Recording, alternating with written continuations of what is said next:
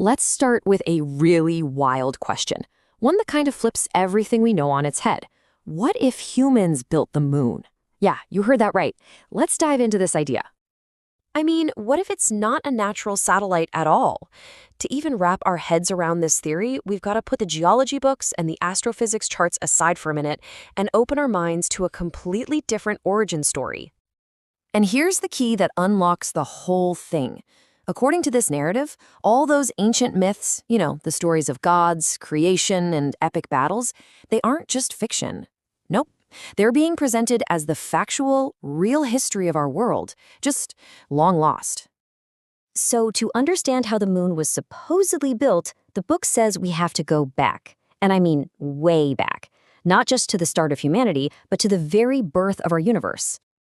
So in this version of reality, the universe isn't some cold, empty void. It's the literal, living body of a divine being, a god named Pangu. Every star, every galaxy, it's all just a cell inside this massive being. And that means our world isn't just governed by physics, it's guided by divine will. And within this divine universe, on an Earth that existed millions of years before our own, a human civilization came to be. But listen, we're not talking about primitive ancestors here. These humans had technology and a sense of morality that was apparently far beyond anything we can even imagine today. So, what was the crowning achievement of this incredible, lost civilization? Well, they built the moon. But it wasn't just to light up the night sky. Oh no, it had a much, much bigger purpose. Okay, let's just put this into perspective for a second. On one hand, science tells us the moon is a solid, natural satellite that was formed from cosmic debris. But this story? It claims the moon is an artificial, completely hollow vessel, engineered with incredible precision. I mean, you can't get two more opposite explanations. And this thing wasn't just a simple sphere. It was a completely self-contained world ship. The inside was hollowed out to hold a huge population, and it was powered by these massive, high-density energy crystals.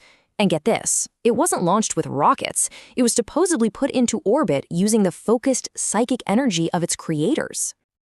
Just let that sink in. The moon wasn't built to be just an orbiting station. It was designed from the ground up to be an interstellar ark, a ship capable of carrying its people on incredible journeys across the entire cosmos. But why? Why would they need such an amazing escape vessel? Well, because as advanced as this civilization was, it wasn't invincible.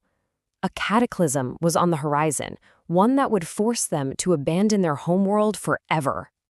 It's really a tragic story of a fall from grace. Even with all their advanced morality, they fell into the same trap we see throughout history, fighting over dwindling resources. And these weren't little skirmishes. These were devastating, planet-wide wars that eventually led to a final conflict that literally shattered their world.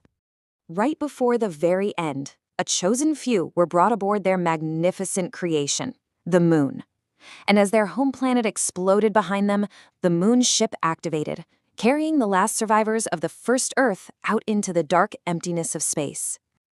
But the destruction of the old Earth wasn't the end of the story, not by a long shot. In this narrative, it was really just clearing the stage for a brand new creation. So into this void of cosmic dust and debris, a divine being, identified here as Jehovah, descended. And using incredible power, he supposedly gathered all the fragments of that destroyed world and forged them into a new planet, our Earth. So once the new planet was ready, it needed people. And the book says that different gods from all over the cosmos showed up, and each one created new humans in their own likeness.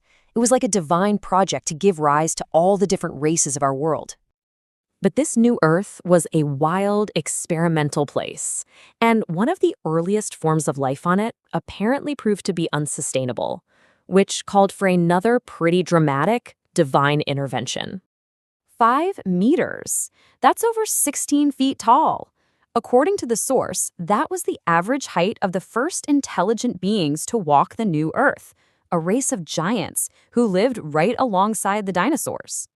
So what was the problem? Well, these giants just consumed way too many resources. The planet couldn't support them. So the gods planned a planetary reset. They guided a massive asteroid to strike the Earth. An impact that didn't just wipe out the dinosaurs, but the entire civilization of giants too, clearing the way for modern humanity. But wait a minute, what about those original advanced humans? You know, the survivors from the first Earth, the ones who escaped on the moon. Their journey wasn't over yet. After generations and generations spent wandering the stars, they finally came back. They returned to our solar system, to the planet that was once their home. But where could they possibly go now? And here it is, the final, incredible twist of this story. They were forbidden from living on the surface. Why? So they wouldn't interfere with the new, developing human race. Their final destination was a world hidden deep inside our own. This theory describes a massive world right under our feet, lit by an artificial sun made of giant energy crystals. And down there, the descendants of the first humans built 5 magnificent kingdoms. And from this hidden realm, they secretly watch over us, acting as humanity's silent guardians.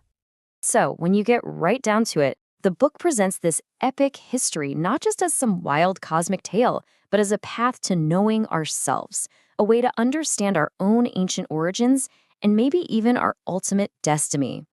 So, whether you see this as mind-bending fact or just incredible fiction, this story is really meant to make you question things. And it leaves us with one really powerful thought. If our past isn't what we've been told it is, what else is out there, hidden from view?